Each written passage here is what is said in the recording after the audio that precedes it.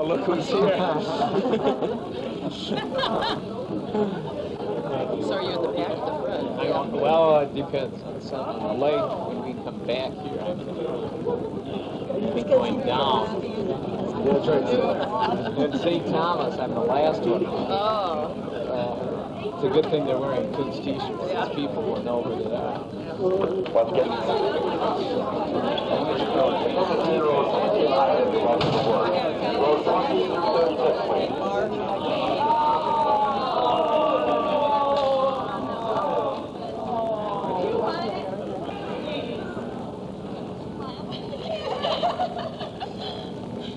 Bye, Mom.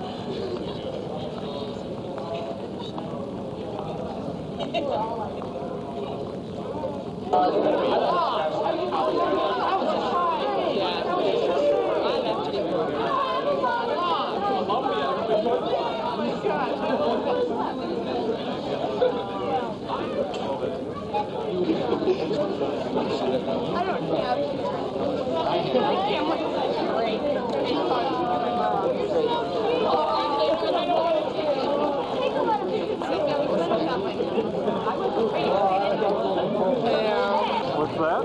I'm excited. You want to dance with me? No. Oh, come on. Be just one time.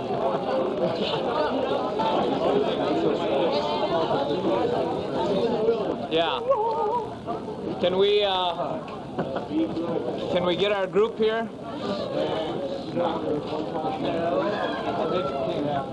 Let's us embark then, shall we? Let's go. And They serve cocktails in this room. Are you coming with us? It's just like the theater that you're taking everything. You're gonna fall, break your leg, and then we're all gonna move to the mechanic.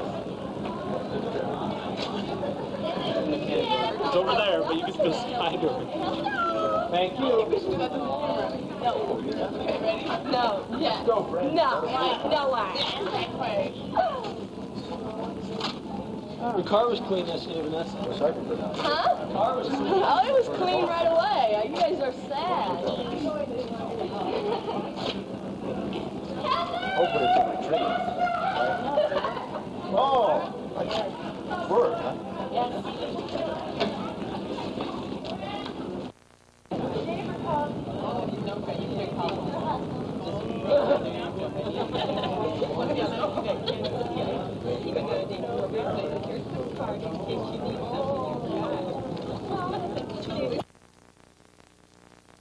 Is that the saltwater flushing water is off, so they don't know why, and we'll get an introduction to the culture right off the bat and how to flush a toilet without water.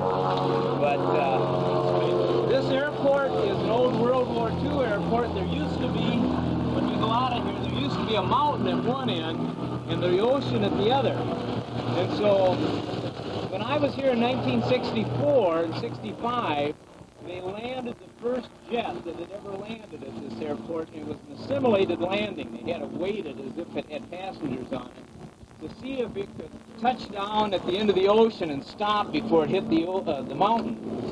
And in those days, we had what was called jet assistance takeoff on planes. So when you headed up over the hill at the other end of the runway, if you weren't going to clear it, they kicked in this jet, and this is Mr. Skinner, the principal of the school. Hi there. And Asani will share our story at another time. Yeah, we'll do that another time.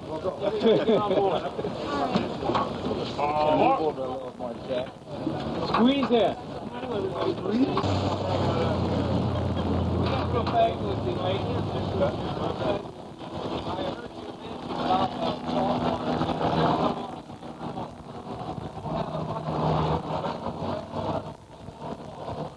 To St. Thomas culture, and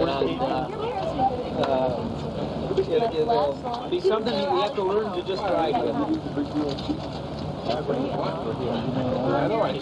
Boom out!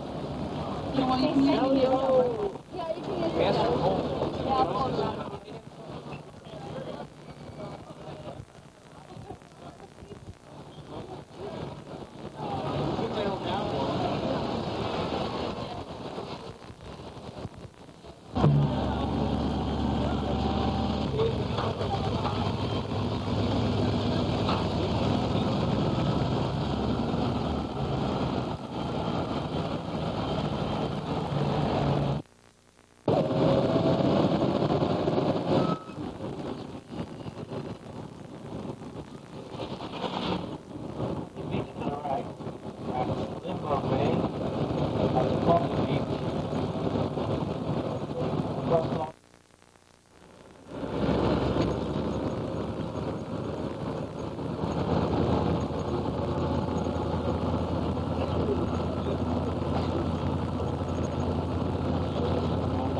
in front of us, you can see where we kicked down the front of it. We did that a couple of years ago to extend the runway.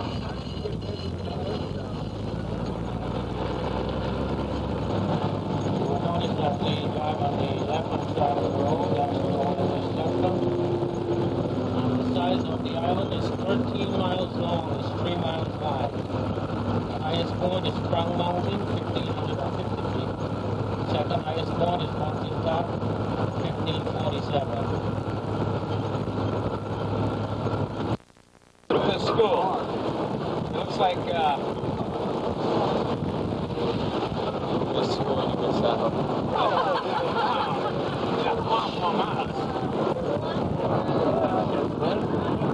up here, and like you'll meet Doris Ori, and Lionel Ori is buried in here, and this is, you know, they're all above ground, and you'll see some of the old graves have conch shells from the sea. That are, the section to the right, that's called Frenchtown. yeah, French Many town. years ago, when the French people came to the island, that's the area where it settled. Now you see the pink, if you see the pink house straight ahead on the hill, very straight ahead, that's our house, that's where we're going. Pink house. Pink, all the time. I bet The you. large building coming up on our left, that's the Wynwood Cottage Hotel. Look all the way across to the right. That very large building, all the way across, that's the Frenchman's Reef Holiday Inn.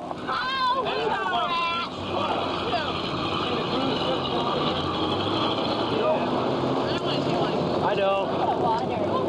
Right there. On top of the hill, that's Snowbirds Castle. And if you look a little below the white buildings, you can see a red building with some...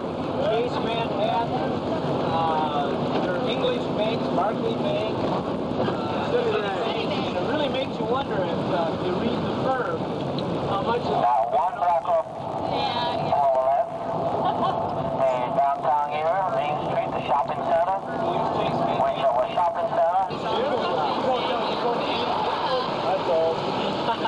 And there's a bank truck. This is the Coast Guard station up here on the right, and that,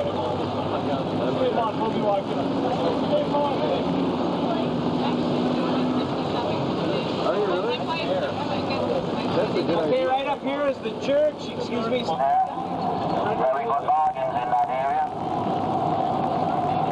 This is Old Fort Christian. This is the first building on the island.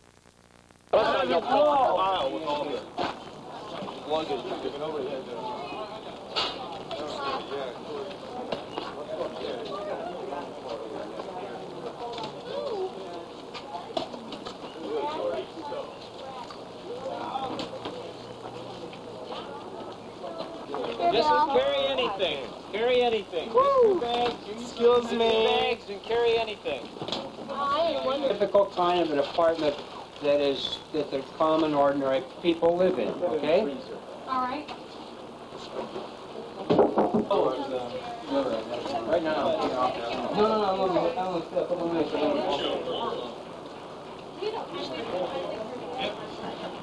There are some rooms downstairs, Pastor, if you want to divide that in there too. He's got the camera. There are large rooms downstairs. Pick up your bag. We'll put the guys downstairs. Let's leave the cots till later. And we'll leave the girls up here and the guys go downstairs. What's up?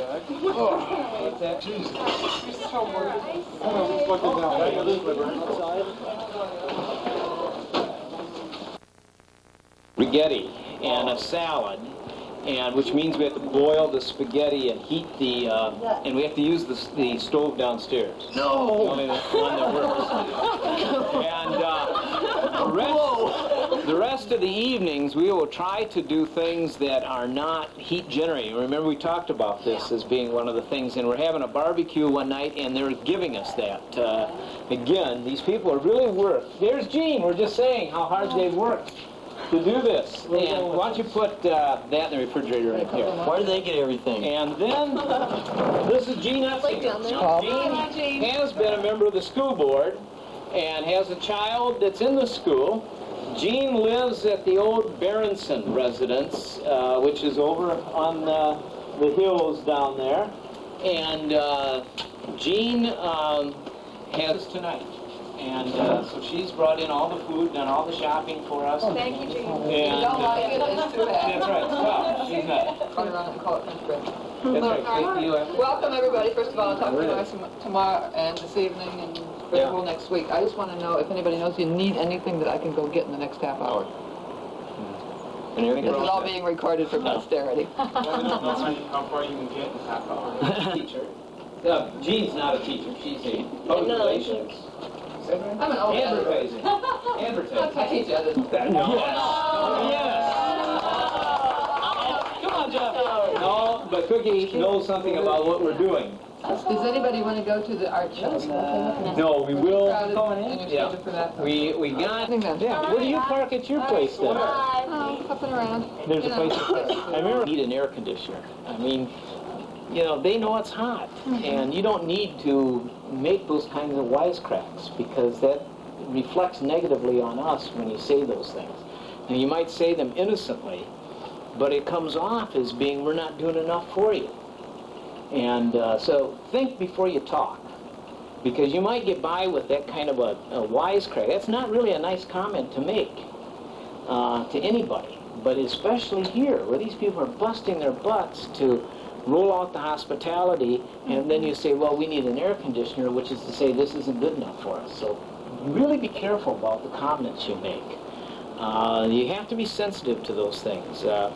Dr. Westerman had suggested to me that he gets samples of toothpaste, and we could bring them. It'd be a wonderful thing, a free gift. But you got to be sensitive of what the message might be. Side of correctness rather than err on the side of being smart alecky. Does that make sense to everybody? It's going to be interpreted in a negative way. Well, then let's us start making the meal. And I think what we need to do is we need some volunteers to cook spaghetti and cook the sauce. And we need some volunteers. What we do is clean those things, even though the water isn't all that great. And maybe 2 different bowls. So that the thing I would suggest to you is that they've given us 9 bars of soap. So put a bowl of soap at each sink and a soap in the shower. One of the things you're going to notice on this island is that you're going to have on one hand the extreme wealth. Bluebeard's Castle Hotel up here, Frenchman's Reef out here, places over on St. John. It would cost you more to spend a week here than it would to go to Europe. And that's how expensive it is. Very expensive to come here as a tourist. So you've got that on one hand. On the other hand, you get the extreme poverty of the native.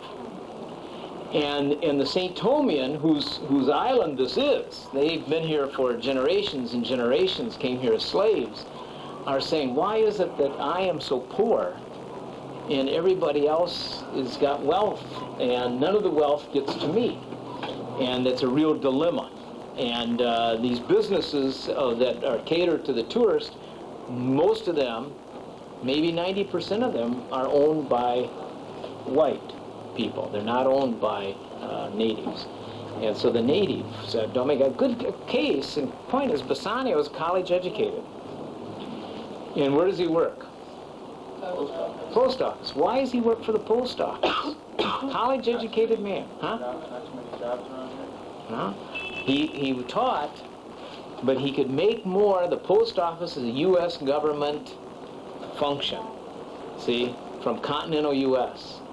And he can make more working in the post office than he can teaching or any other college-educated type job. And so he works the post office. So why did he go to college? Well, like most kids after high school, he went to college. As a result of that, keep your luggage, especially at night, zipped shut so the cockroaches don't get in your luggage. And don't worry about other critters. And really don't worry about the cockroaches. They won't bite you and they don't eat you. And because of the dry spell, there are no mosquitoes. So that you don't have to worry about mosquitoes. And it's one less thing to put on you. When it's this hot, you don't like to put stuff on. So you don't have to worry about mosquitoes, and you don't have to worry about roaches so much during the day, but at night, make sure everything's zipped shut. And let's go fix Din Din. Okay? You do have...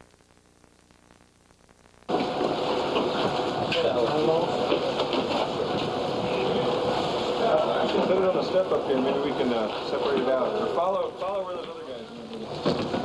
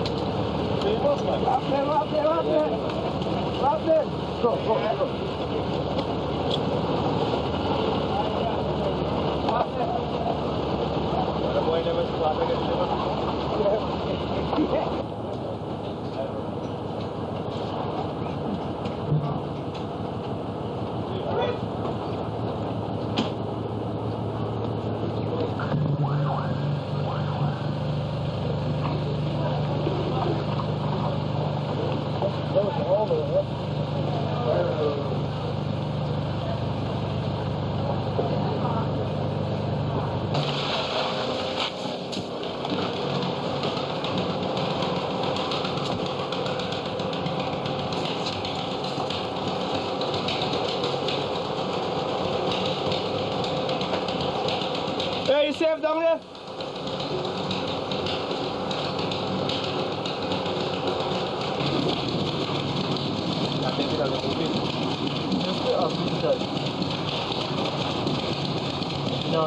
I'm just gonna...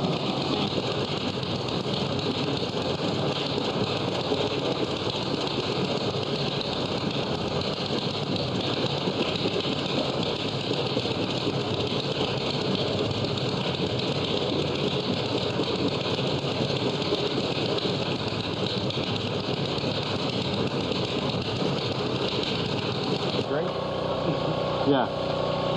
Sorry, say that El again. Drinko, El Agua, por favor. Oui, oui, monsieur.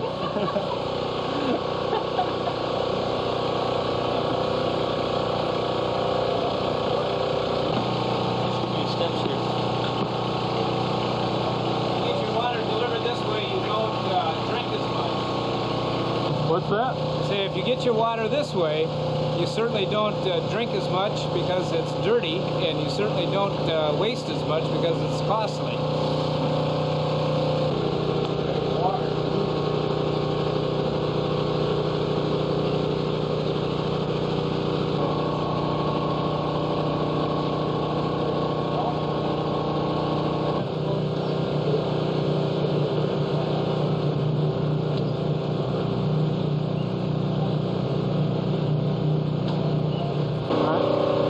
So how much do they pay for this water? Oh, I don't know yet. I'll have to wait until I find out. How much is it budgeted for? We have budgeted $700 for water for our use here at the house.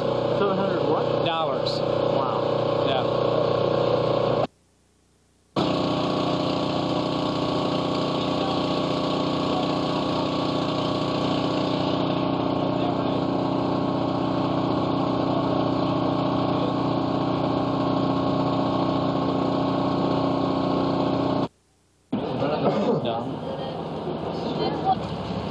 I thought you were going to dunk your hand in it.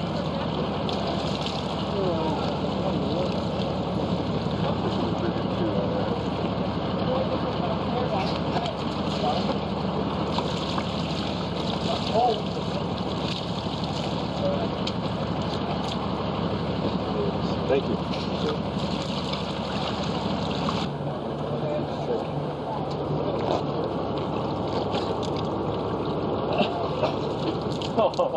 Here's the guy that wants to go to the beach. This is beach. Beach substitute. Board light up. Yeah, there he is. Say something very wild and interesting.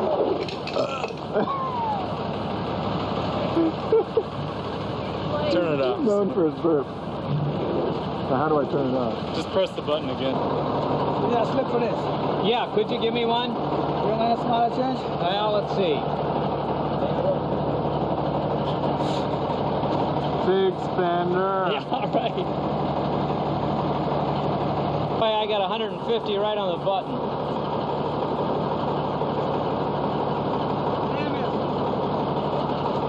Put it down, Frederick. Frederick, F-R-E-D? Frederick, yeah, F-R-E-D-E-R-I-C-K.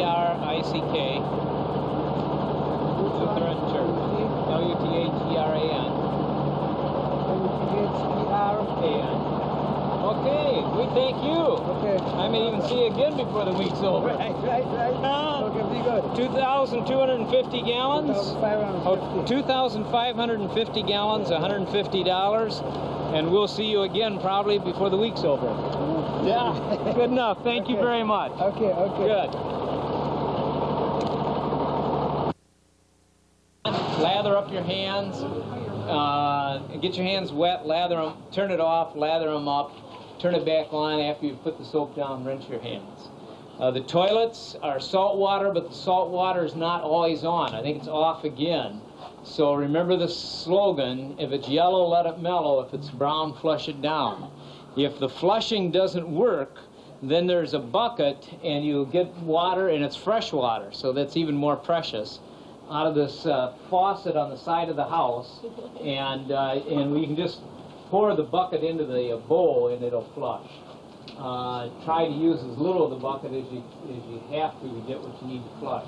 If it's urine, take a dump, then flush it. Now also, while we're all here, okay, listen up. We have that on tape. Listen up. Also, while you're here, sanitary napkins. Let's have plastic bags, and besides the toilets, you can't put those. This is a learning process. We have to learn how to go to the toilet all over again. The basics of life that we got down as a 1-year-old, here we are learning all over again. So, marvelous experience of having it delivered, as we know how difficult it is to have it. My suggestion is don't drink it. And if you think you want to drink it, go up and open the cistern hose. Has it got a cover on it? No cover on it, so there's animals in there. Just look down the cistern hole and ask yourself, do I want to drink this? So there's water, and I think you're better off drinking that water, and we'll just keep buying water. You can buy soft drinks, and you know that's 50 cents. Okay, now while we're all here, have dinner. We'll clean up after dinner. Please be careful as you eat, especially if you eat in the house or on the landing does. And she's going to come tonight, and we have to kind of endure whatever she comes with. And this is the only time that we as a group really have to deal with it. So we'll walk up the hill to Blueberries. This is the only road up, and then there's a one-way road down on the other side that we have safely gotten here. We thank you that we are here. And we pray that your Spirit will be with us and open our minds, that we can learn from the experiences that we have. We can learn from new people, new dialects, new cultures.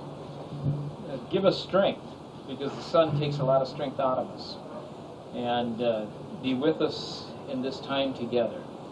When our feelings get frayed and when we get cross with one another, which we surely will do, give us patience. Now be with us as we eat. Bless the food that we are about to share. And be with us not only this evening, but this entire week ahead. In Christ's name, amen. Several of you have asked me, what language are they speaking? It's English. It's English with the Calypso lingo. They can turn that on and off, just like my kids can. We did Adopted Highway a couple weeks ago. No, and help.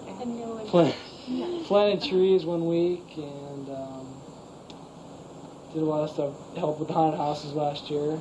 You helped with Habitat for Humanity? Yeah, did a lot of that. What's that? Well, we work for them, and they sponsor money for these people to build homes, and we build homes for them. Oh, And we worked on it. The whole Low church worked income. on. And we have about, this is a lily white youth group, but all Congregation has every ethnic person. We have people of every ethnic background, but how about something about the congregation? Anybody know something about Kuntz? Chris, why don't you tell us a little bit about what you see going on at Kuntz Memorial? Well, it's one of the largest churches in the city, and I don't know if they're all active, but No, they're not. I can tell you that. A lot of It's a joy to share it with somebody else, and that's how I feel about the trip. how did you come down here for your internship? It's an interesting connections. Did you hear the question? Yeah. I had a friend who was because I went to that church. He had interned here, and that is Paul Schubert, who in 1964 was coming down together. And I served more than a year, but not quite 2 years, and lived, and it was a wonderful experience for me. So that's a little bit about us and about our community and about we have no shortage of water, especially right now. Yeah, a little too much. We have more water than we know what to do with. Yeah. We would like for you to share with us a little bit about the heritage and the culture of St. Thomas from your perspectives, being continental, coming to St. Thomas and be yeah, so like that. But Athena's, are you born here? Nope. No? Okay.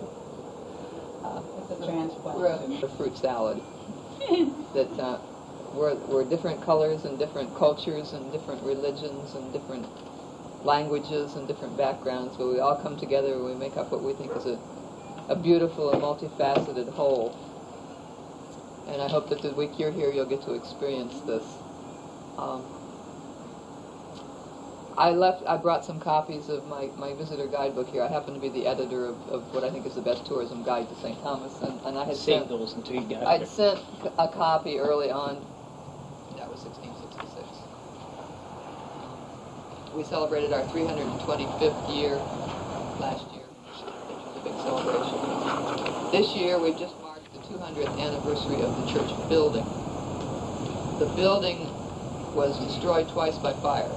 So it's not the original building, but it's on the site of the original building. But the congregation itself has moved around to some different places. It was in the fort at one point, and in several other places. In the early 1800s. That's Roy, isn't it? Yeah, that's Roy. That's Roy. This is Dana, David Donovan, Michael Hart. I think that's Emmanuel Shinnery. Yeah. That's him. Yeah. That's me, That's Pastor him. Schubert. Would you believe it? Look at that. I'm going to give that to Rhett. I'm going to give it to him. Oh, okay. I got one for Rhett and Roy, and I'm going to give one to Doris Ori. The chairs and let Viola and Ralph sit there. Sure, I'll collect them for you. You can sit over there. Here, Ralph, why don't you sit over here? Okay. And Raola, you can sit here, and I'll sit in one of those two. That's one house, which I think Nebraska is as well. Yeah, unicameral, as I recall my school days. Our senators, there are 15 of them. 7 are from St. Thomas, 7 are from St. Croix, and the 15th one is, they happen to be the highest paid legislators in the United States. And most of the population would agree that they don't work particularly hard for their money. But don't tell anybody I said that.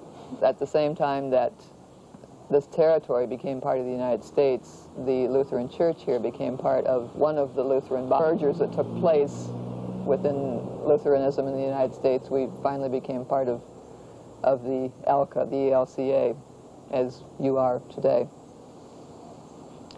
We've been served by mainly our congregation, our active membership right now is about 300 people.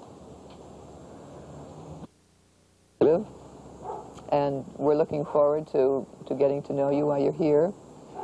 If you've got any questions, ask any of us at any point. That's part of island life, isn't it? Oh, no. It's still high price. The lettuce you bought was very good. It was a new shipment that just came in. Yeah, enjoyed it. We're at the mercy of the cargo ships for most of our food. An interesting thing was after the hurricane 4 years ago, a cargo ship did come in just a few days afterwards on its regular route, and there was no electricity on the island. And so the supermarkets suddenly had this influx of food and no refrigeration. So they drastically reduced the prices, and you could get heads of lettuce for 25 cents and all these wonderful things. But people knew they had to just take it home, eat it that day or the next day, and that was it. So I was in Miami about a month ago, and I found... Go to Paradise, there won't be any problems. And I'll get rid of whatever problems I have. And so they come to Paradise and they find out that there are more problems because life is more difficult. It has a lot more uncertainties to it. And also then realize whatever problems you had wherever you came from, you're still going to have after you get here. And so that also, I think, reflects itself in the life of the church because unfortunately the Lutheran Church in the islands has not been able to develop indigenous clergy. And that would be helpful. There was poor pastoral leadership because of those dynamics. Well, let's hear the number.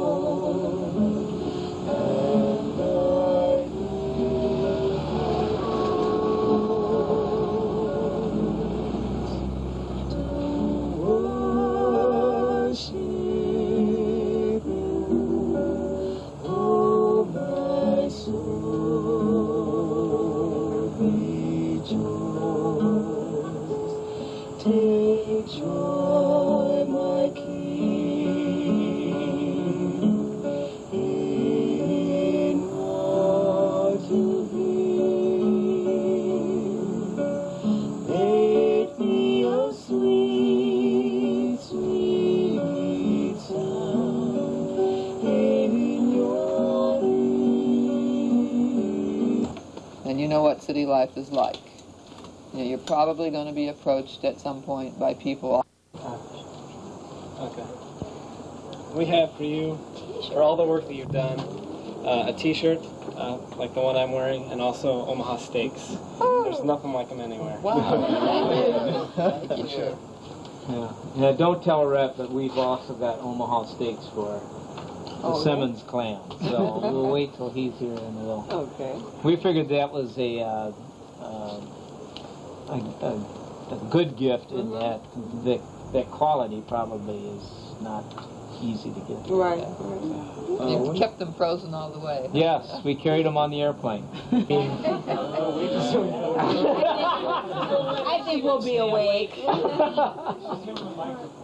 What's that? No, yeah, I'm preaching Sunday, and we'll probably sweat.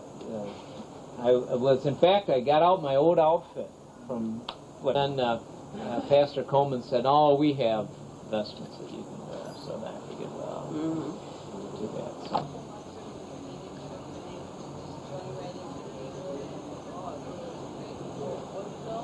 I mean, he could make that organ rock with this group. Yeah, Blake, can you play, if we get some tambourines or something, can you talk? Do we have somebody who can play piano or organ? Yeah.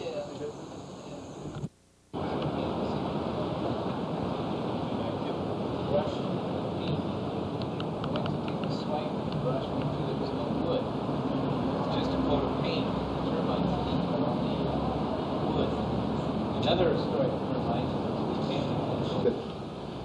And the water stains on the roof up there is when you ever hearing about that hurricane that came through here? 208-mile-an-hour winds came through the Virgin Islands, and this building stood, but the roof got loose, and it had to be rebolted down because we used galvanized here. When was this? This was in '89. This was here?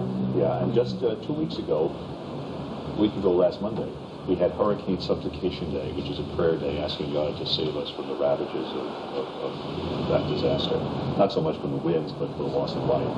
And very little life was lost here because people really took precautions. In that picture on the wall there, you'll look towards the church, and there are no trees on the street where there are trees now. Well, why don't you come in? Yeah, come on in. It's up front. We'll have a little devotional this morning. And the chipping away is where human restoration.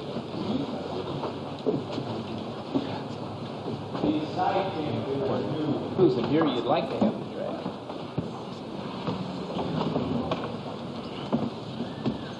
And you'll notice in the pews the kneelers. Back in the old days, each family brought their own kneelers. Now that evidently the congregation provides kneelers. And you notice how straight back the pews are, too. Yeah. And how small it is for your butt. Yes, I noticed that the first thing I This is not a church for people with big buns. And this church was built on the same style that the few churches that in the latter part of the 18th century was built in Denmark was built on this style. And if you notice, you'll see pineapples up there. A symbol of hospitality. Good morning, everybody. You feel like singing a little bit? Sure. Why don't we sing For the Beauty of Your 561? I'm glad 561. Heart and minds be light, for the mystic harmony, making sense to sound and sight. Christ our Lord, to you we raise this our sacrifice of praise.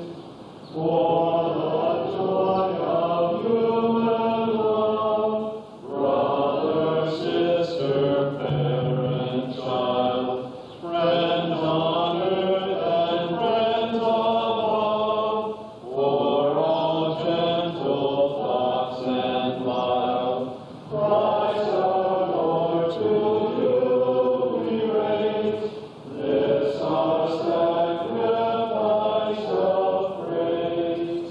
For your sin, agent of God's grand design, peace on earth and joy in heaven, Christ our Lord, so praise. And now turning to page 263, may we join together in sharing and reading Psalm 98.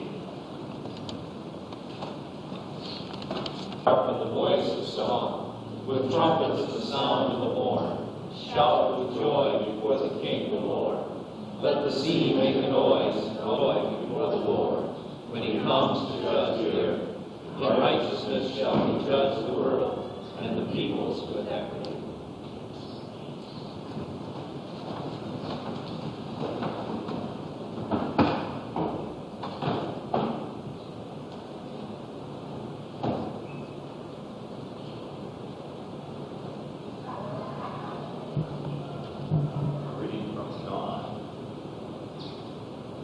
After this, Jesus went back across the lake of Galilee. A large crowd followed his disciples. And we might call that a retreat. And of course, one of the great retreats was when Jesus took his inner circle of disciples up with him to the Mount of Transfiguration. And they were so to get away for a while. But for Christians, Jesus never lets us remain away from the world. We go away and we get refreshed and renewed, but all of a sudden he brings us right back to where the action is. You're sitting in a very historic church, a building that just 2 weeks ago celebrated its 200th anniversary. You're sitting in a building that is part of a congregation that is one of the oldest, if not the oldest, Lutheran church in the Americas. And this church has had a very checkered history, just like every church. At times it has closed its doors and had tried to hold the world out there and just be for us. And then at other times, by the power of the Spirit, the doors have been thrown open, the windows, and to this day, every day of the week, this church is open. And one of the sad things about some of the pictures that I see on the walls is you see the fences are closed, the doors are closed, and it looks like maybe at that time when those pictures were taken, this church maybe was only open to serve on Sunday. Well, praise God that we're here, and we can be nourished here, and fed here, and we receive the living bread here so that we can become for the world that which we eat, the very body of Christ. And so we're here to be nourished. And you're going to do it through prayers and song. You're going to do it through sweat. You're going to do it through work. You're going to do it in your joy and in your sorrow.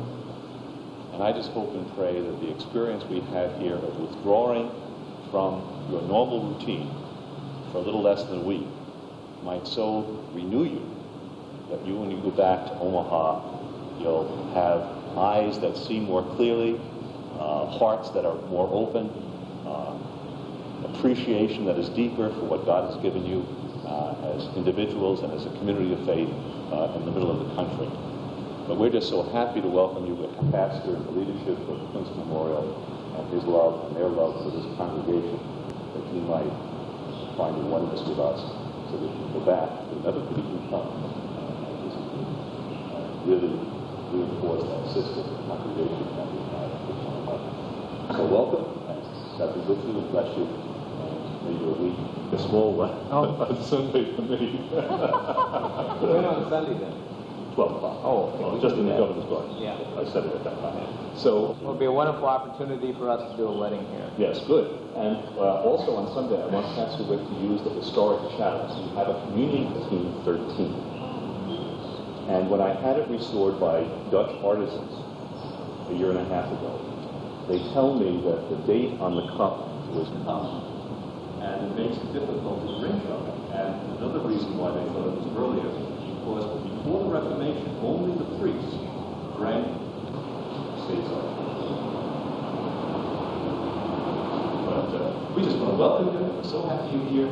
And we like to sing a lot here. And Sunday morning, you're going to sing a hymn that you probably never heard before, called All to Jesus I Surrender. It comes from a hymn book called the Second Catholic, Anglican, Lutheran, Methodist, Moravian, they all use. And it's a hymn book that binds us really very much together. So why don't we come out of Hallelujah. Even though so many of these people who have come here are strangers to us, immediately became our friends because of the love that we share to you. And so may this week be a week of growing relationships among the people who work and play and sing together. May it be a further bonding between Frederick Church and Quincy Memorial. Thank you for Pastor Wiggins' ministry, the ministry of all these young people who come here filled with joy and expectation. Pray that this might touch them with special blessings that we offer in these sessions.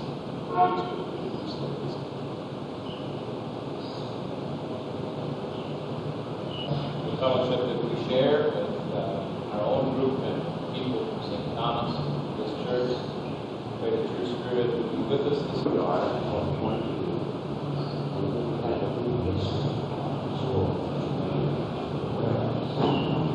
First place, as I said, for example, we just were able to purchase a VCR and a TV monitor and a stand from a gift that the church sent us earlier. And we have that. It's something that's in our classrooms that will be used extensively.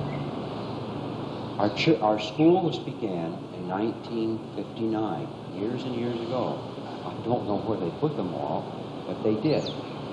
We currently now have, when I came here, we had 113. Last year we ended with 100. Where we are now is we are in the throes, I guess you could say, of doing a lot of things to our school in terms of its physical condition. Nothing really was done much to the church over the past few years. In 89, you may recall, in 88 and 89, Hurricane Hugo went through here and literally destroyed so much of the island. And the school itself did receive some damage at that time. And through insurance, they have managed to put the roof on partially.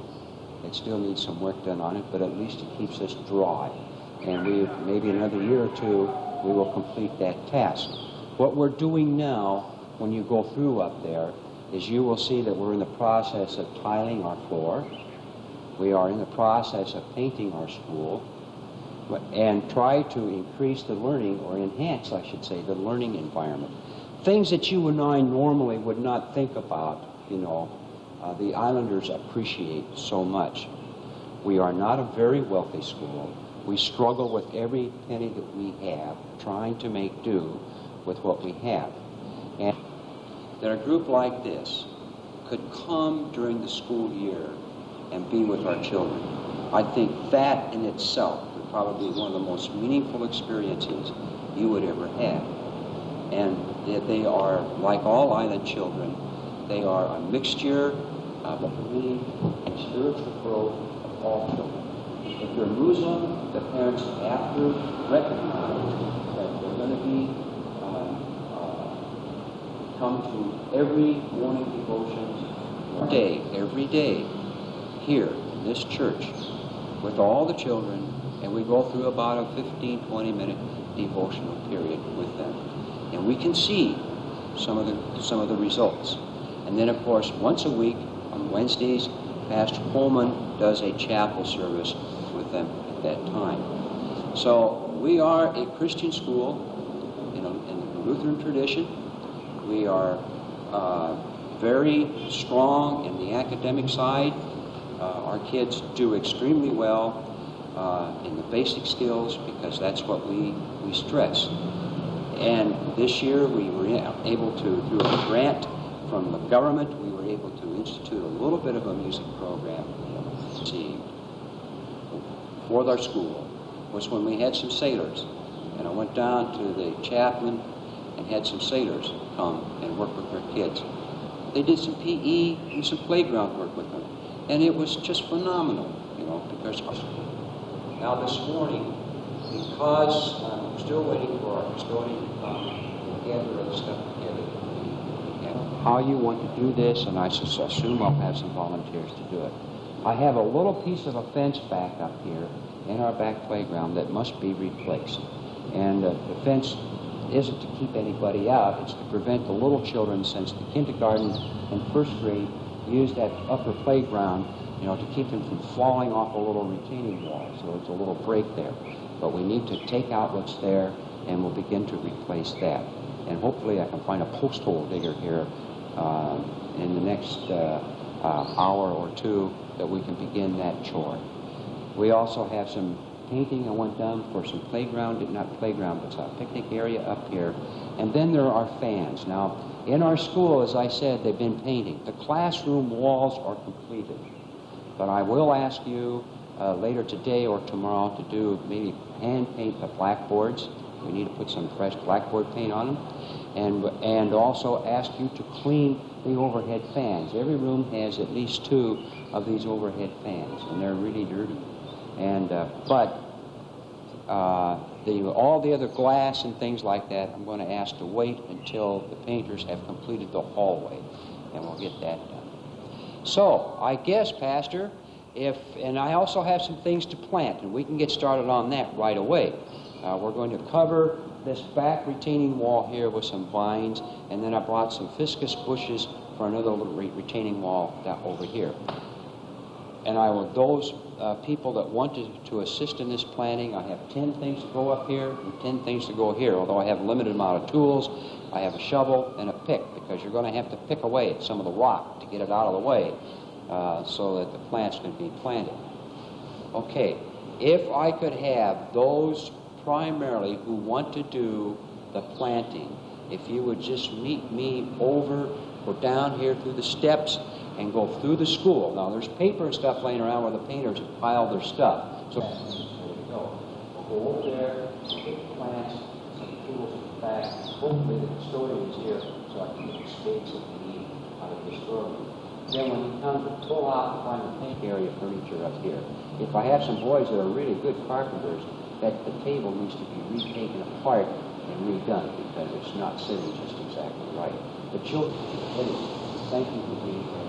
I hope you enjoy your time. There will be some a lady coming in sometime this morning during your here. You know, you're going to get fed. You're going to get fed good. They're going to bring in snacks for you this morning. That's let alone the lunch. I don't know what's going to happen with the lunch yet. The word is out, I know, and there's some people working on it. In fact, Bassanio David that you've met, his wife is the one that's the head of that, and I'm sure Nelda will have it all put together. So we'll just kind of take it easy and kind of wait and see. One question again. Yeah. Shall we put it? I wonder if we can put it in the LSS. Yeah, They're stacking up clothes and stuff in there now. but there's plenty of room. A trip to Haiti. That's going to make a mission over there. But there will be room back in the far end of the room. And that's where our preschool will be next to it. So,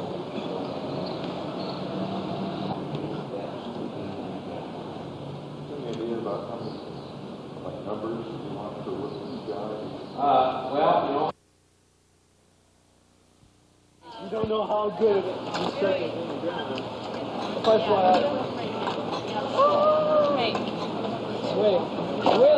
Perfect. I have Put the power into that, Vanessa. Come on. Vanessa, show them what you got. Oh. Is this golden process? Are we going to water these things before? What do you like? Yeah, you guys, if you get hot and thirsty, there's water downstairs. Gotta watch out for that. Yeah, the little option. But there's only a few That's cups, rocks so there. make sure we save our cups. Both rocks will fly. Come on.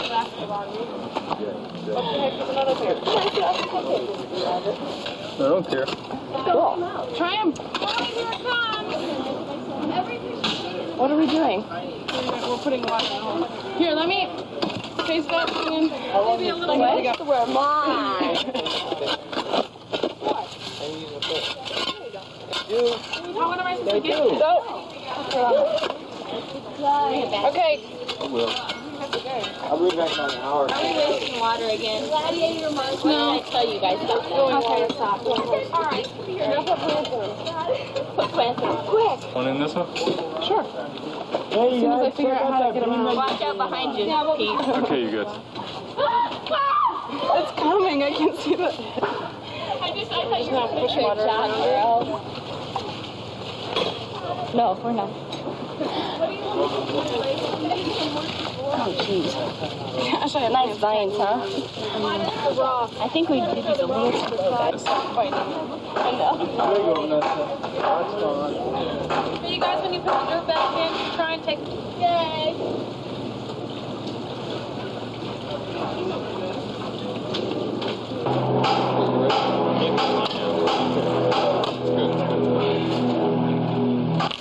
Whoops. Well, hey, you gotta get more on the ground.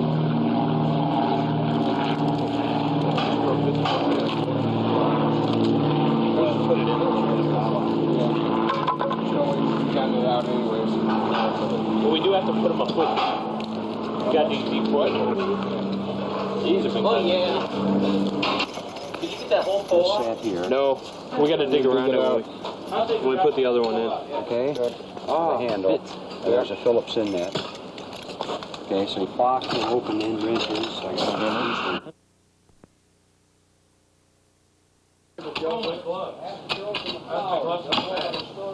Okay, great. Okay.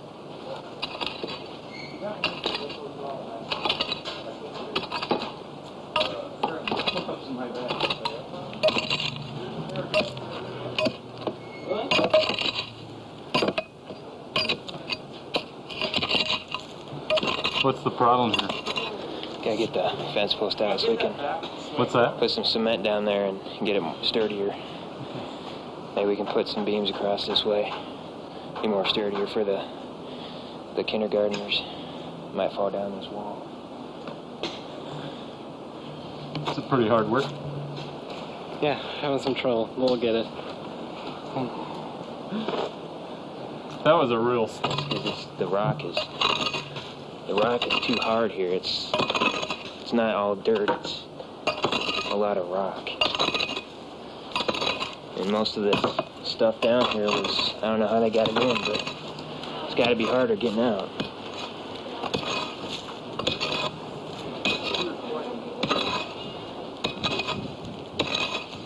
I think that's just about loose enough. I'm gonna try it up. Okay. You got the saw, Corey? You got the saw? Oh, don't you wish you could put it on the right? There we go.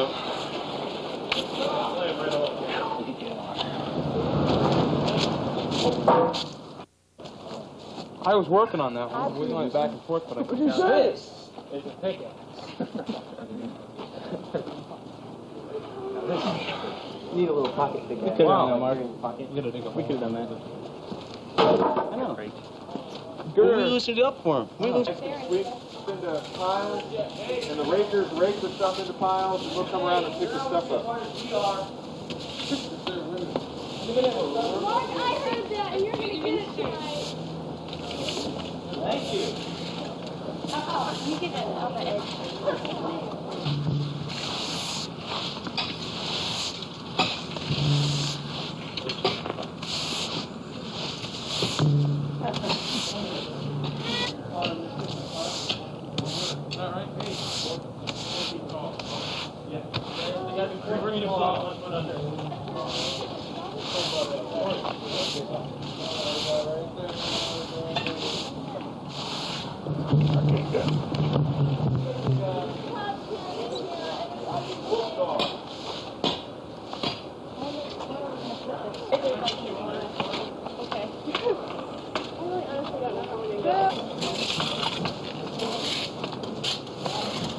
That one again. Yeah, where? Under the wall. What was it? An iguana. No, iguanas are huge. It was a little. Okay, it was a little iguana. It was a baby iguana. No, it was the iguana. Don't make me look stupid. I know it's there. Waiting.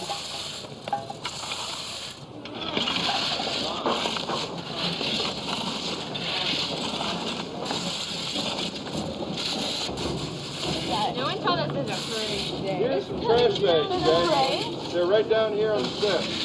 Yeah. Gate open.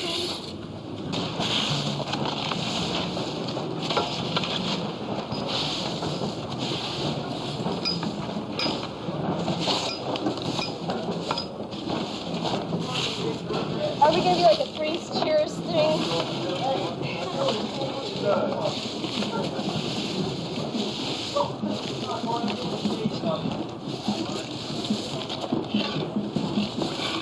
A little. Here it comes. Hang on. Okay. Okay. It's too slow, Anika. Let's stay. Oh.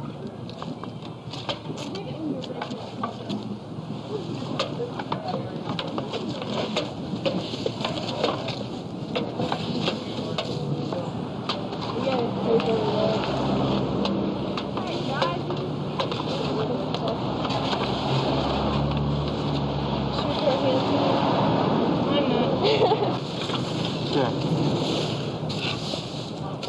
Which one you doing? I don't know which one.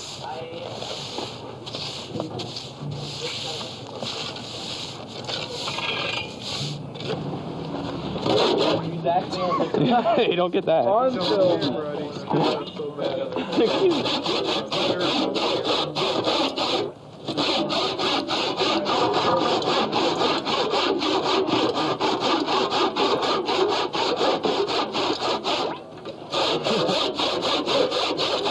I can saw and I can make beautiful music.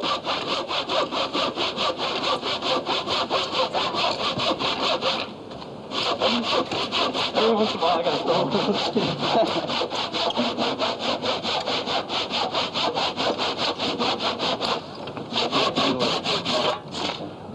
I didn't do it fast enough. See.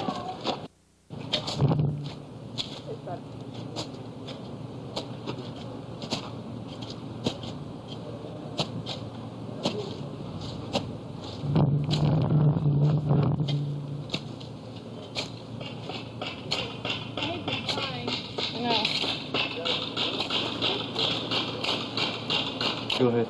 Up Heather's nose. But if you don't have any boogers there, it's gonna look good. Swing harder. How come we're not hitting anything, Heather? Because we're faking it. You gotta make the sound. Look at his camera. There you go, Heather. Like eggs. But they're from 22. What? Here, catch. It's your golf ball.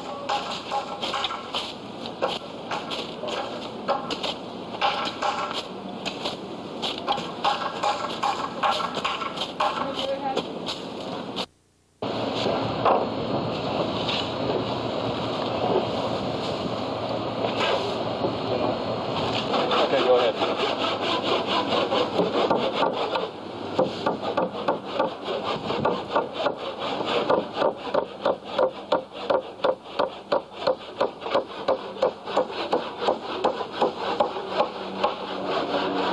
I'm gonna go to the other side.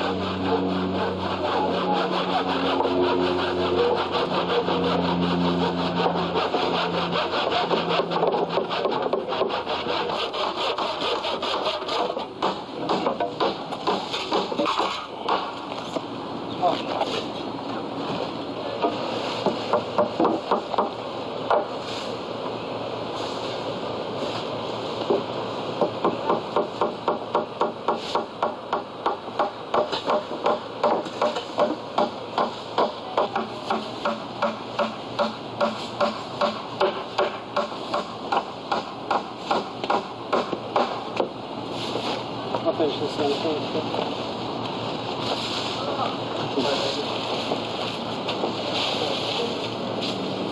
What are you away? Never mind.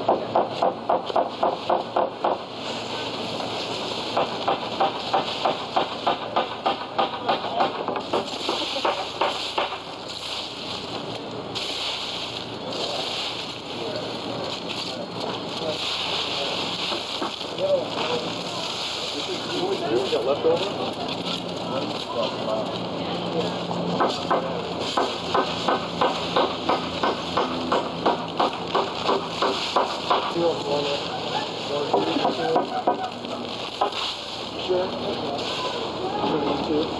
Hi, Mom.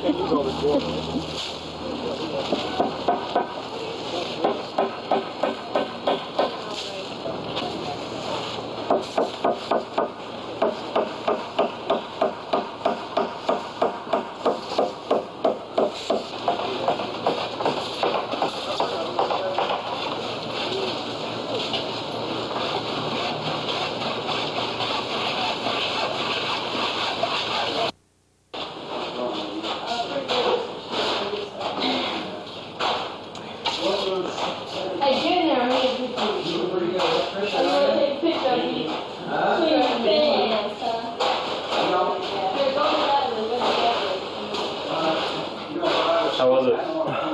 It's worth it. Finish the water.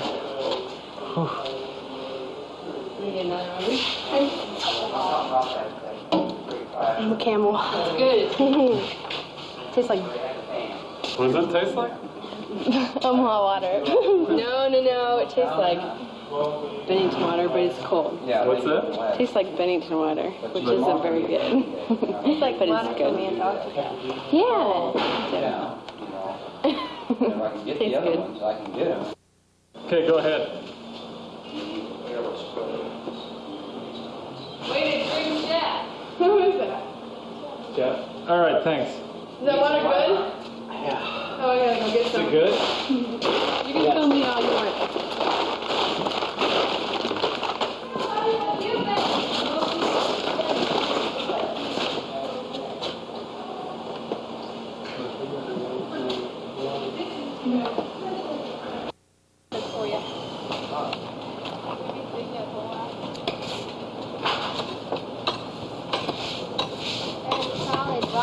I know, it's rock all along this wall.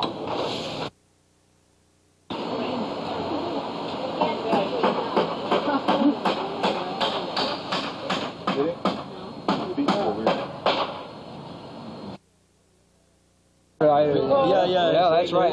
What are we in here? They're in a hurricane watch area now and through Sunday. So what does that mean? Well, that means that they don't know which direction it's going to go, but they know it's coming from going somewhere, and we don't know which direction. We're all here. We gotta get the guy. Any word? Not really. Not until I hear it for sure. Can you spell your name for me?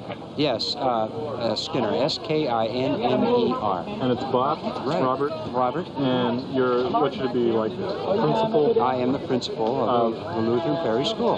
This is called Lutheran? It's not Frederick Lutheran? No, it's Lutheran Parish. Okay, thank you.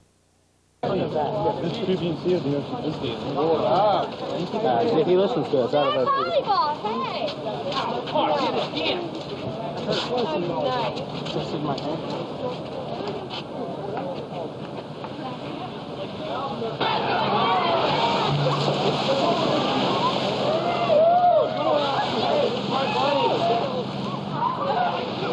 Jeff, are you my buddy?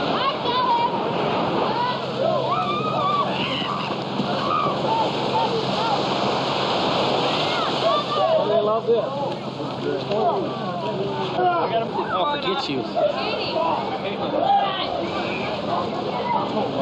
Hey, just get down here where I can't reach with my arms. I got everybody.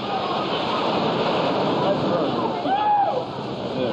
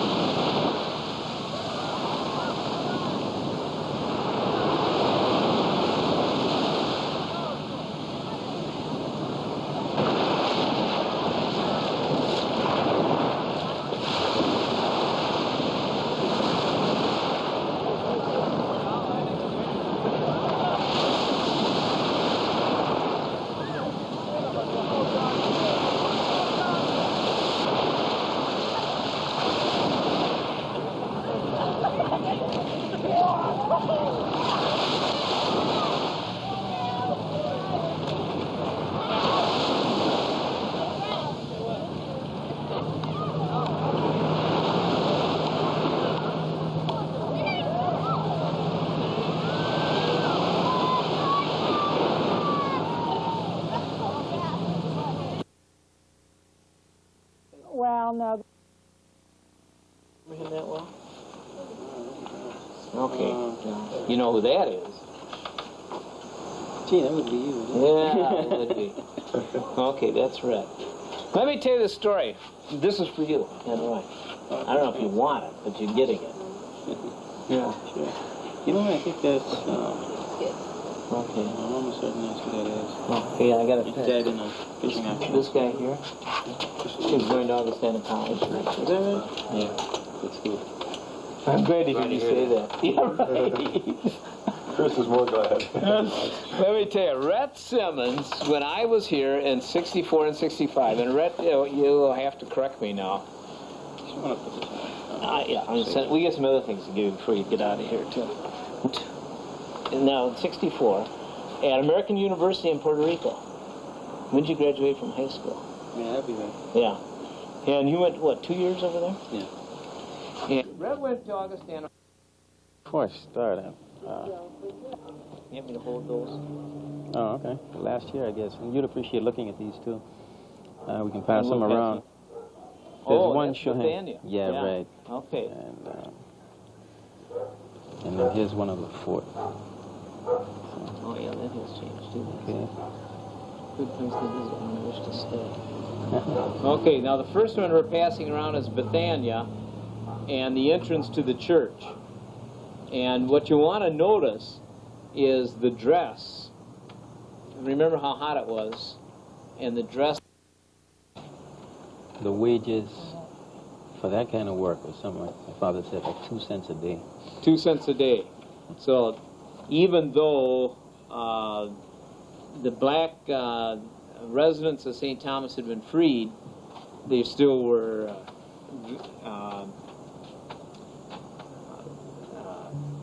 victims, I suppose. You know, they're a captive workforce.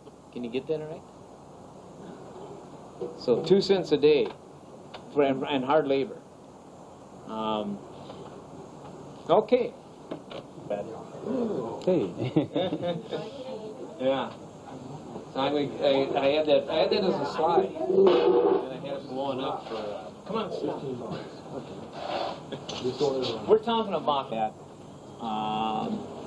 It appears to me there are a lot more people who have moved into St. Thomas. That's the main one. From continental United States, and probably other locations too, but that's probably the main thing. So that the population is much bigger. The other thing I noticed is when I lived here, everybody lived in town. Neither one of you guys live in town, do you? I still do. Yeah, Red still does, yeah. Which is now out near Tutu.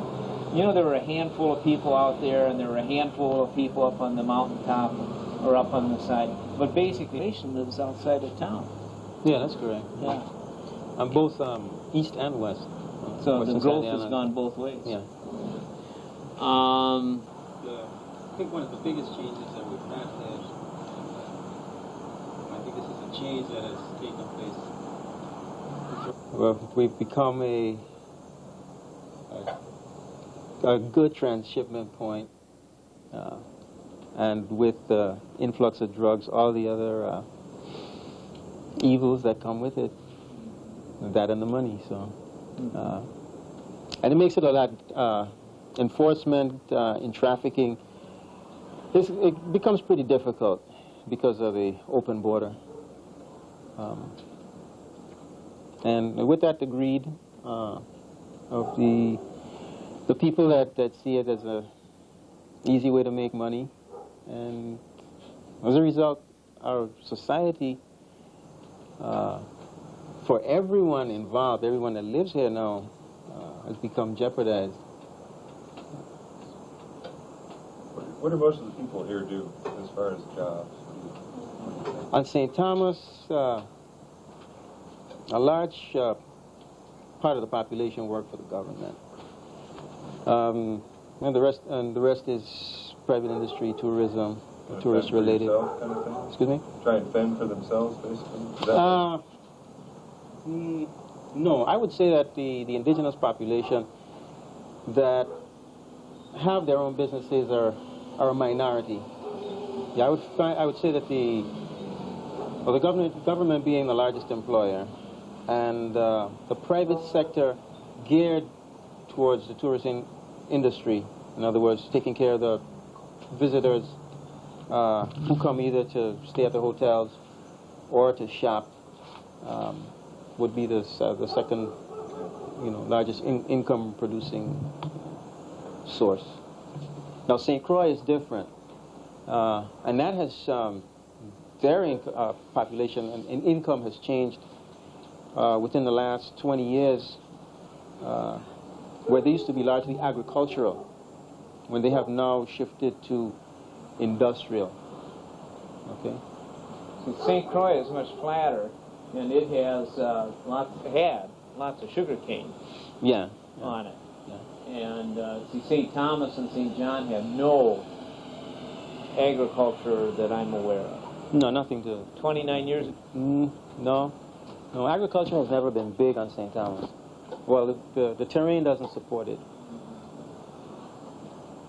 Oh, I know. Pastor Coleman was mentioning the high incidence of AIDS on the 25% of the population. Yeah, in fact, I don't know if that's HIV and AIDS or what. But that's that sounded awfully high. I heard a figure on the television a few days ago that said 7,000 people HIV positive. So. And how many populations? Have you seen that? No, I didn't see that. Okay. The one thing that wasn't made clear was whether they're talking Virgin Islands or just St. Thomas. So I don't know. 5 or 46. Yeah. See, I'm 53. Yeah. So at this point in time, I think the greatest influx is from Europe. First, United States, and from Europe and West Indies. About 18 to 20 years ago, the greater influx was from the Eastern Caribbean. That's when the islands were going through a tremendous growth phase, a lot of investment, so there's a lot of construction, and there was not an adequate labor force here, so it was a good opportunity for people from the other islands where the economy was not so good to come and work, make good wages. A lot of them stayed, a lot of them moved on to the States. Some made a lot of money and went back to their hometown. Some stayed and became, part of this community. But I don't see that much influx from other Caribbean islands. No. And I think the type of people that we're getting now are more people from America that are white and that have a lot of money. Vacation? No. Like retired? Or no, not so much retiring now. I think even that phase has sort of moved on. It's more into the investment phase. And at the time when Larry was here, I could safely say that the majority of the population on St. Thomas was a black population. Very few. That's, yeah. And the interaction was different. The people that came to live, some of them were retirees, but some came to make this their home, and they attempted to live within the society. The type of people we're getting now are not interested in living within. They are interested, as I see it, in living on top of. There is a callous disregard by the latest immigration, if you will, for the people and the culture that's here, to the point that what culture there was is almost non-existent anymore. See, and I think that specifics.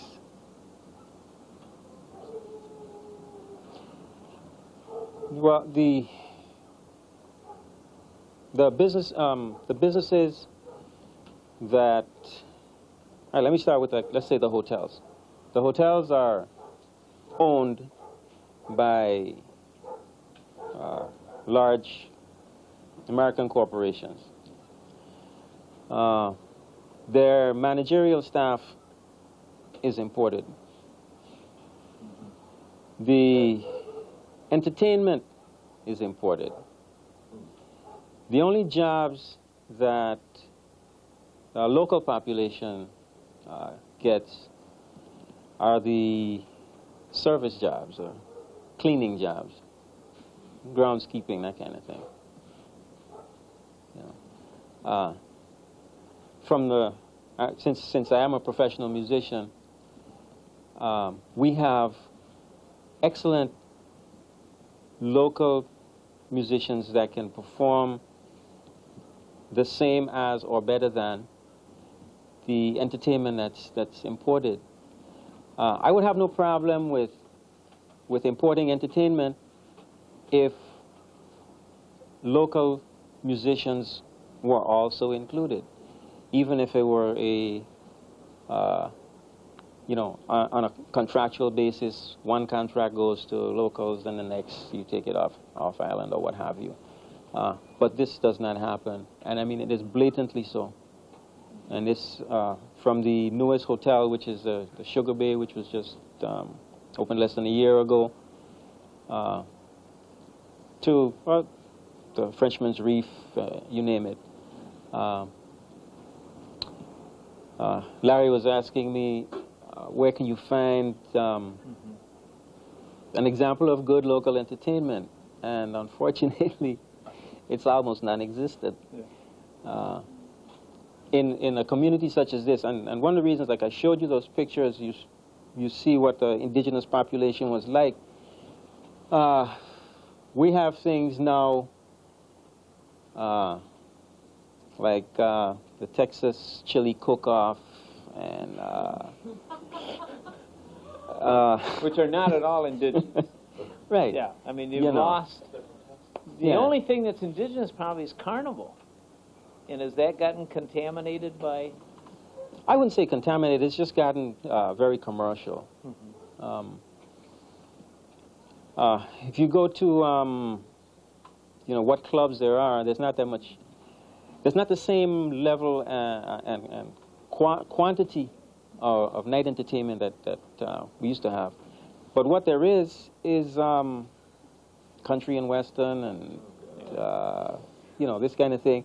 And what has happened is that the local musicians have slowly gotten squeezed out because they're not. About how not to walk down to the waterfront at night because there's crime. I don't know. I mean, crime's been growing or stuff. But do you think the way the immigration and like the importation of all the hotel staff and everything, do you think that creates like some resentment and maybe some crime? I mean, do you think it affects the way it works? I think yes, there is some resentment because it's very difficult to be displaced in your own home, and it's also difficult to put up a good struggle against very large amounts of money.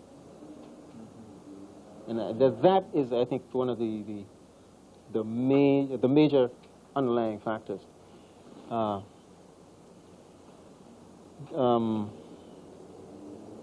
As people have, with unlimited resources, financial resources, have come to the islands, they have purchased tracts of land and developed it, and with that, I think in some cases have paid beyond market value to establish what becomes an exclusive area. The problem with that is that when you put that amount of capital into an area, the tax value goes up. And the surrounding people, if they are not in an income bracket that can pay that kind of taxes, then they get squeezed. And eventually will end up losing the land. And the island is actually being lost because from a financial and economic standpoint. Was that last week in the legislature it had become an issue. because there was supposedly a bill passed to protect homeowners from their taxes going through the roof if there was development around their area, and I think people had been trying to circumvent those laws. So, so it is an issue that's being looked at in the public eye now. I want to hear more about the music. Culture. Music is always unifying in whatever culture you find it.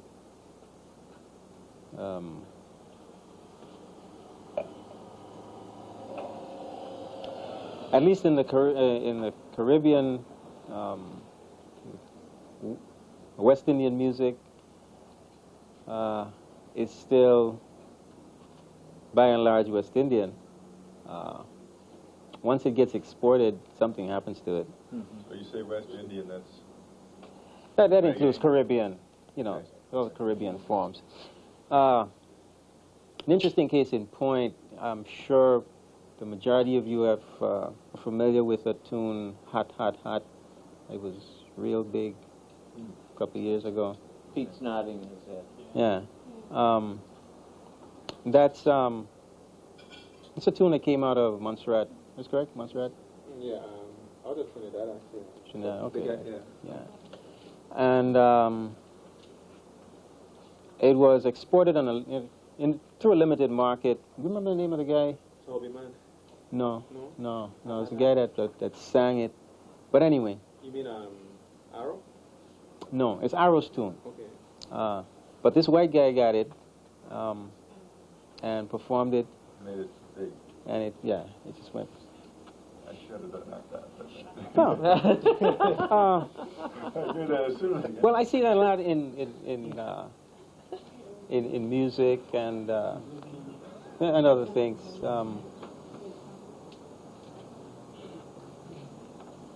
Lost my train of thought. There's something else I wanted to bring up with the music, but it'll come.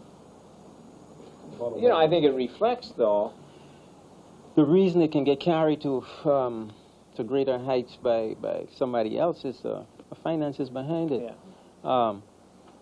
The pan or steel pan music is indigenous, and you cannot take away the fact that it is from Trinidad. But there are no premier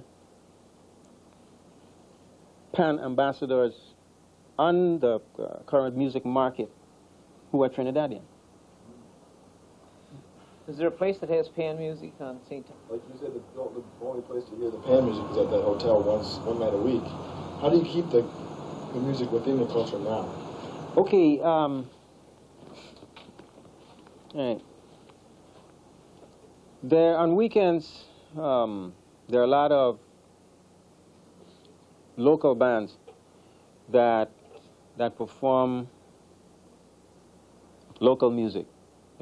A lot of it is music that they have written themselves, music that's from the Caribbean, and some of the popular R&B kind of music, but on a very limited scale. Most of it is Caribbean music. And after that, it's very limited, and like I say, on weekends, and not necessarily every weekend.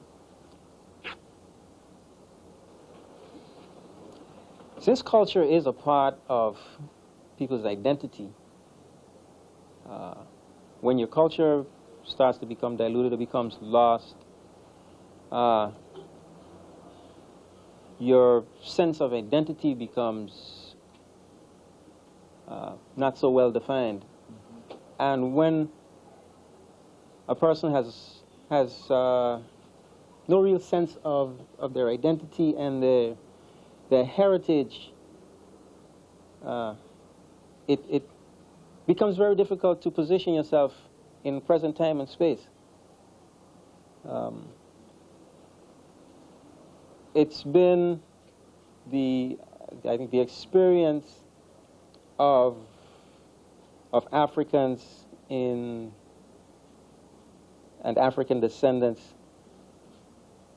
in America, in Europe, that their history and culture has been deliberately diluted, and I think a very conscious effort is being made to remove that sense of where you came from and consequently where you are going. The demographics on St. Thomas has become so polarized that you find the large the majority of African people or African descendants concentrated in lower middle income, not even maybe lower and bottom middle income communities. And then within these communities there is allowed to flourish a drug culture. These communities are not financially able or politically able to bring to the island their product. You know, it has to be the people with somebody else is bringing. Somebody brings the product, yeah. And then you get your these concentrations of population to distribute the product because they can make fast money. But then along with that, you're destroying, all right, let's say they distribute the product to high school and middle school students. You're losing that segment of population, and I'm speaking specifically of crack cocaine, because I can't think of anything that is more effectively destroying human beings than that.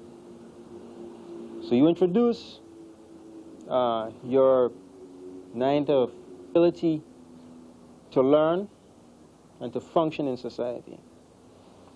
The people that sell the product get involved in lethal fights with one another, and those that aren't killed go to jail. There you've got another segment of your population being wiped out. And it's very difficult to say that it is not a systematic effort given the history of,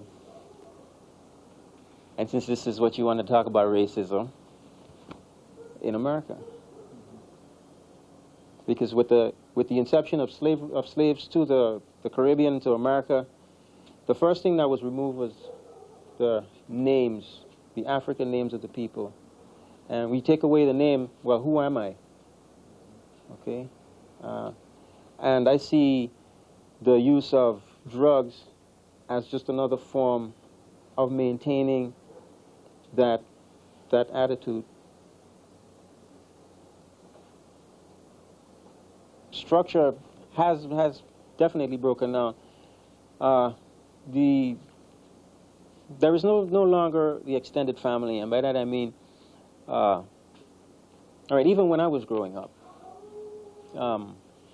yes, the island was a lot smaller, and not the island, but the population was a lot smaller. You pretty much knew most of the people.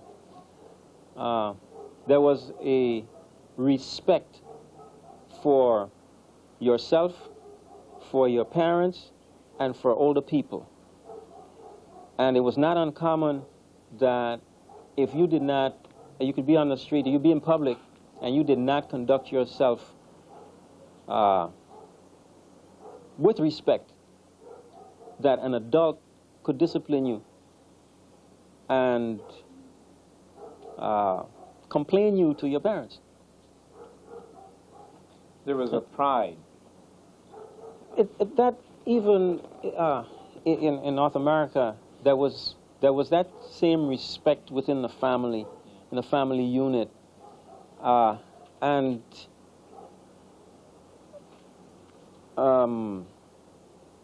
but when I spoke of the extended family, there was always either if not a mother at home to help with the raising of the children, there was a grandmother or an aunt or something. There was always have come about through electronics, because with the inception of television and cable, parenting is not left to the parents anymore. Parenting is left to the tube. And I'm sure most of you have watched television, and what is on there leaves a lot to be desired.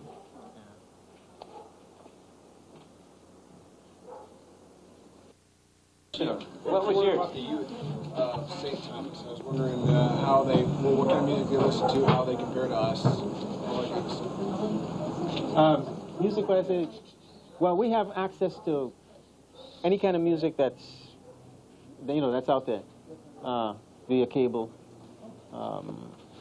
CDs, what have you. So I'm pretty sure that whatever's on the pop charts, you're out in the street somewhere, you'll hear some of these cars going by that sound like, whatever. Yeah, right, So you'll hear the music. So they Really? Really? Yeah. Oh yeah, I think that's true. So that's part of the loss of the culture. Yeah. Why? Why? What do they want that for? Well, where's the historic reference? Same thing I was talking about. If you lose your historic reference, then you've got to look for something else. And kids that don't have a start. Right, and you're inundated with everything that's popular right now anywhere in the world. Are they looked at like we are? Where'd you go? England? No, it was private. It was. That's why you guys are so gifted. No. Parents, yeah, right. They've been a big influence. Okay, tell us a little bit about what your impression, because these kids go to school, and that might be Okay. a lot of. Oh my God! A lot of what's going on in the Virgin Islands school system, the trends are basically similar to what's going on all across the nation. Okay. I teach in junior high school, and right now our focus is moving towards a middle school system. Middle school, for those of you familiar with the trend, instead of concentrating on grades 7 and 8, you go down a little further to probably 4th, 5th, 6th, 7th of. These are the kids, this is the area in the school system where the children are most at risk. I've been teaching in a junior high for about 18 years. And the school used to be called Wayne Aspinall Junior High School. It was called Wayne Aspinall School because Wayne Aspinall was a congressman who introduced a bill to provide the money for the school. Okay? And I want to relate something to what Red was talking about in terms of the cultural loss when money is involved. Okay? Now that school was renamed a couple of years ago, the Adelita Cancrine Junior High School, because this is one of the people who were instrumental in, she was the first principal, I think, and this is more culturally real to the students. Talking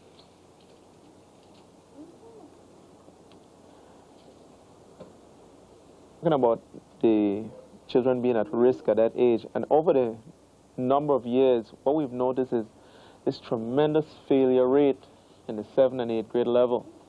And we would lose like about 60, I would say about 40% of the school population after somewhere between 7, 8, 9 grade. The kids would just drop out. So young man was asking me about, I think it might be mostly the same. The older folks look at the younger folks as, in many cases, as making trouble. A lot of young kids get into trouble.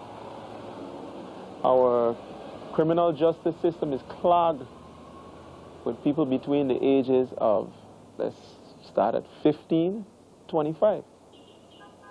And we lose a lot of them right out of the school system. They drop out and they get into trouble.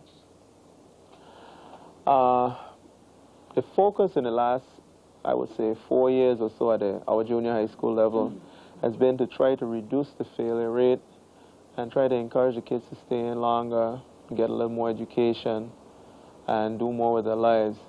And as we've got to make the school a little bit more relevant to what the youngsters.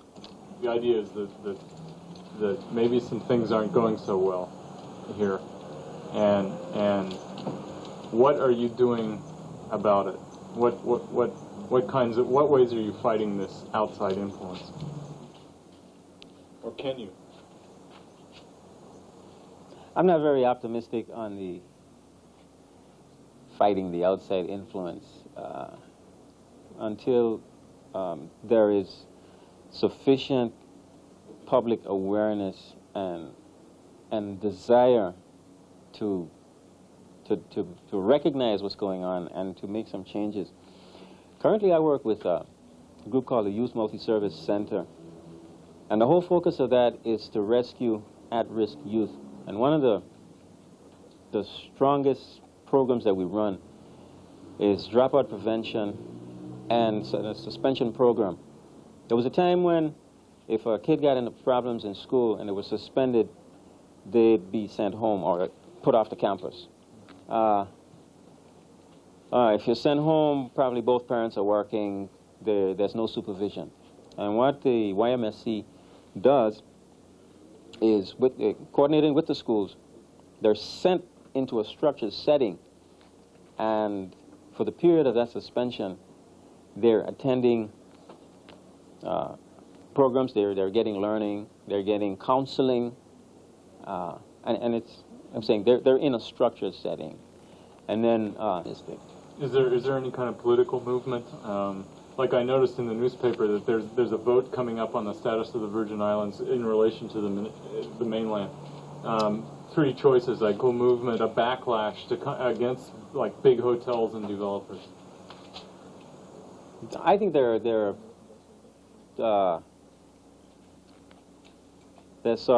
not a whole grassroots movement. I think there are like scattered pockets of dissent, but there's no focused effort. It's interesting that the last attempt at even defining status went down in defeat. I'm looking forward to what's going to happen with this attempt, and perhaps with the outcome of this new attempt, I'd better have an idea as to whether there is any hope or hope has been abandoned. What motivated the attempt?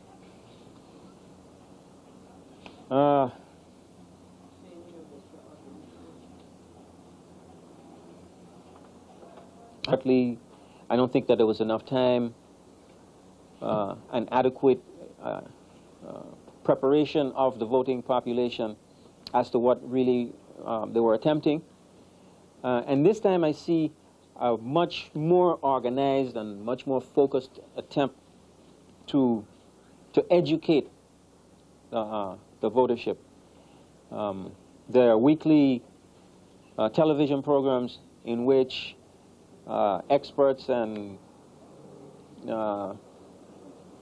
people are brought onto the program on television to explore this whole issue and various segments of the issue of status and the choices that they want to offer.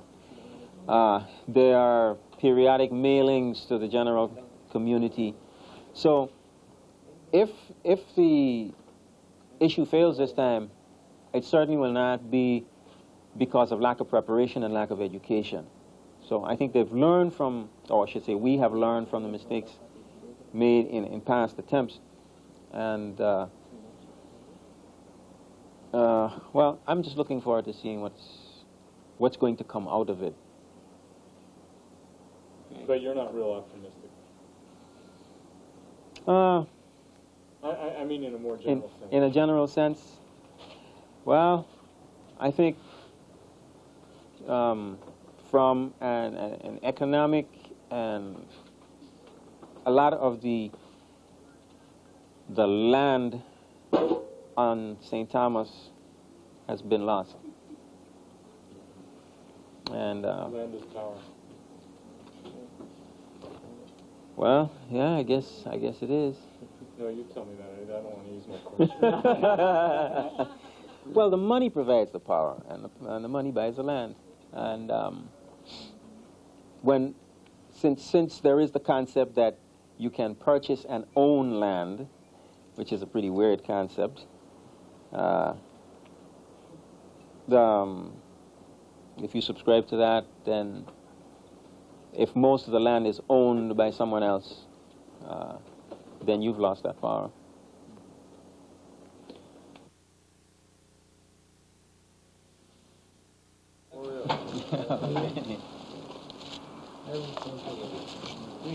You gotta share those. You gotta share those steaks with the whoever gets in. That's the steak eater. I'm vegetarian. That's right, you are, aren't you? Yeah. Well, that's right. You gotta share them then. Did you get one of these, Roy? Can you just take the t-shirt off? We'll give you a history of our church. Okay. David, do you have one? Do you have one of those? Yes, I do. Third or fourth grade. Roy had to be in about 8th grade. Right? And of course, Rhett was in college. And Rhett, you know.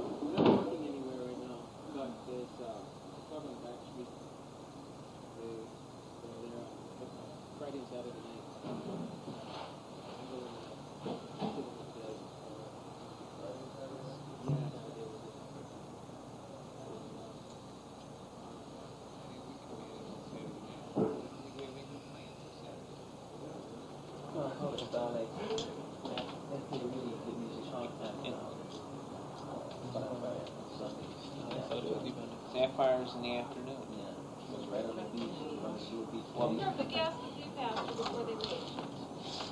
that's a great picture. I have put my shoes on. That's the rubber. Why didn't you come see me? You was at Carney. What were you doing at Carney? Yeah. Yeah. Okay. There we go. This will be a St. Thomas reunion. 2, 3. Okay, one more. Hey, before you guys move, can I get one too? My flash didn't work. Oh, gee. Okay. What a turkey. Are you ready? 1, 2, 3. It didn't work that time either. Okay. Oh, gosh. We thank you. Thank you very much. Okay. So maybe we can go to it. I'll find out. Let me ask you a favor. I'll ask you a question. We brought Chinese food coming out of our We can't wait to see you Saturday night. Do you want to take it home and Some of us freeze will be it? there for sure. I don't know if we just gotta go to there. Do you have room for it? Well, I'll show you. Come on down. And then you can decide.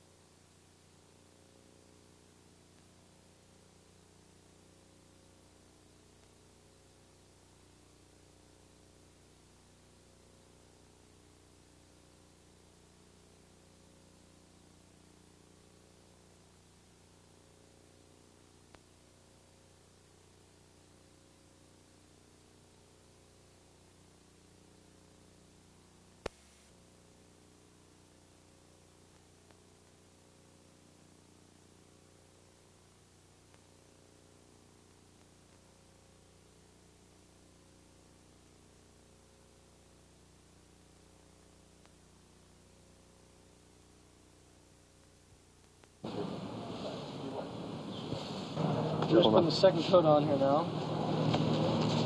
Okay, it's pretty dry wood, so it'll seep up pretty well. Now, what is some of the stuff you've been working on? Well, this picnic table over here, we took that all the way apart, one side, put a new base on it, and put almost all new wood on it, every new nail, and practically made it 3 times sturdier than what it started with. What's it feel like to do this kind of stuff? It feels great. I enjoy taking stuff apart as it is and doing stuff again, so this is fun for me. Now, what else you got planned for work in here? Well, they're still working on the fence upstairs. There, you can hear the drill probably going. And they're gonna get done with that, and we're supposed to probably go up there and finish painting that as soon as we get done down here. And then we gotta finish painting all the rooms in the school. And they're doing that right now. I guess they're almost done with that, I guess they said. Okay. So, what kind of experience do you think everybody's having? I think everyone's having real fun. I mean, it's not really fun, but fun working. What kind of conditions are you guys putting up with here? What? What kind of conditions are you putting up with here? Hot, very hot. Sorry, say that again. Hot, very hot. But, I don't know, it doesn't bother me too bad. Just a lot of sweating, a lot of smelling. So, it's not too bad. You feel like you're getting to know the rest of this group in a different way? Yes, I think a lot of people I'm knowing more, closer than I was or have in the past. Because we have to work together more now and cooperate in order to finish these jobs. So. Okay.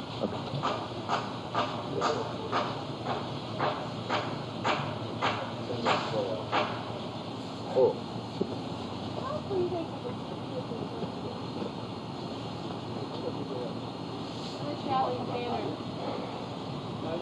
John, so Marcy, is this island air conditioning? No. Obviously not. I believe Bill Schoonover's personal air conditioning. I get paid highly for this. And what is your part in this, Anika? I'm the observer. Now, what are some of the things you guys have been working on this morning? I washed all the blackboards before they painted them. I painted them. She painted them, I washed them. We painted them. Lots of us were painting. We're still... Painting? Yeah, I'm supposed to be there. I'm on my way. I came down and get these guys' rags. Okay. How's it going with finding supplies and having everything you need? What kind of experience has that been? The blackboard paint, they said they went all over and there's only 4 quarts on the whole island. So we only have 4 cans and we have them all. Is it enough? I don't know. Maybe. 1 coat. One coat. And very thin coat. Yeah. There's not enough paint thinner. Took us about a half an hour to find 5 brushes. How's it make you feel?